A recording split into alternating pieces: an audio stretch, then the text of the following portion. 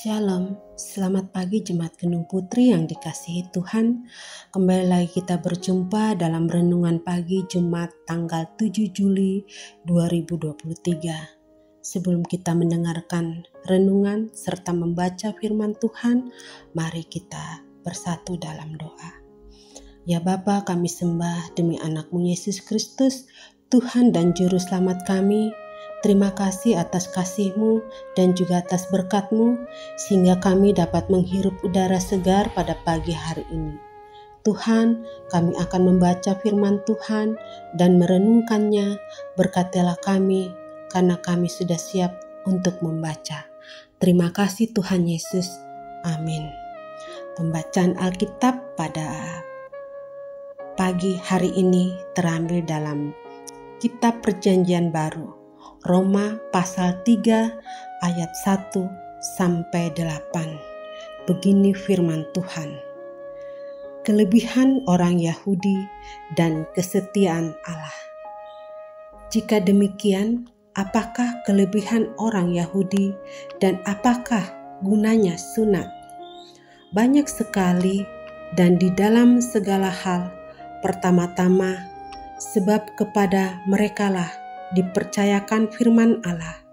Jadi bagaimana jika di antara mereka ada yang tidak setia? Dapatkah ketidaksetiaan itu membatalkan kesetiaan Allah? Sekali-kali tidak. Sebaliknya, Allah adalah benar dan semua manusia pembohong. Seperti ada tertulis, supaya engkau ternyata benar dalam segala firman-Mu, dan menang jika engkau dihakimi. Tetapi jika ketidakbenaran kita menunjukkan kebenaran Allah, apakah yang akan kita katakan? Tidak adilkah Allah?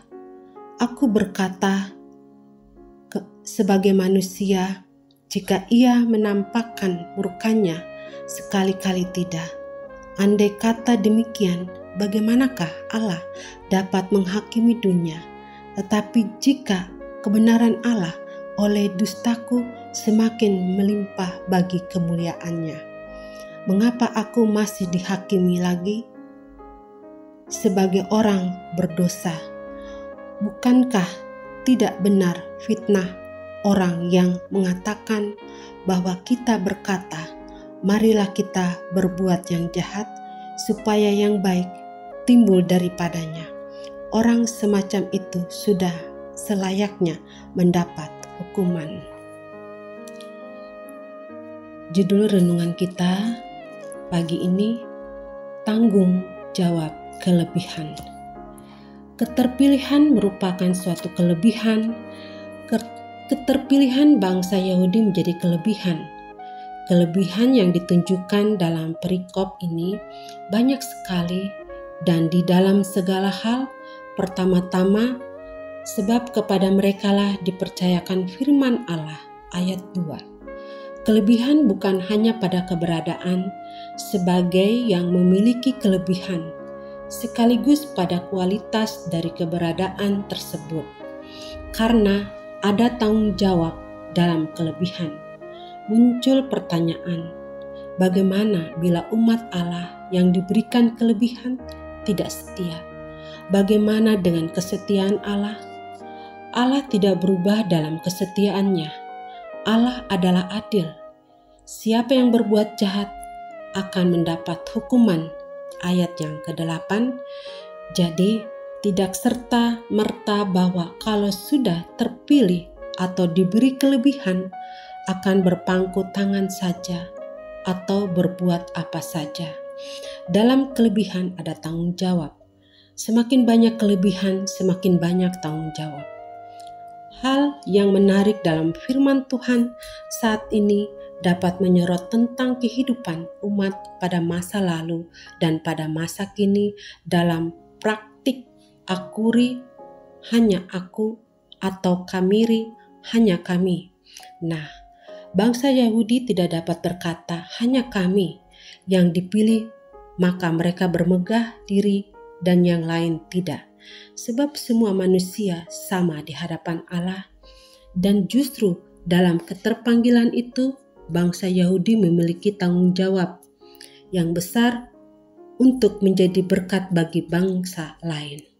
Pada kehidupan jemaat pada masa kini, hanya aku atau hanya kami akan mengambat pelayanan dan menimbulkan perpecahan dengan merendahkan diri di hadapan Allah, maka keterpanggilan kita akan menjadi kelebihan yang dapat dipertanggungjawabkan untuk membangun kehidupan beriman baik secara pribadi, dalam keluarga, maupun dalam keterlibatan kita melayani di tengah-tengah jemaat. Amin. Mari kita berdoa. Terima kasih Tuhan atas anugerah-Mu yang telah menyertai kami pada pagi ini. Tuhan, kami telah membaca firman Tuhan dan merenungkannya. Biarlah firman ini menjadi kekuatan iman kami. Dalam nama Tuhan Yesus. Amin.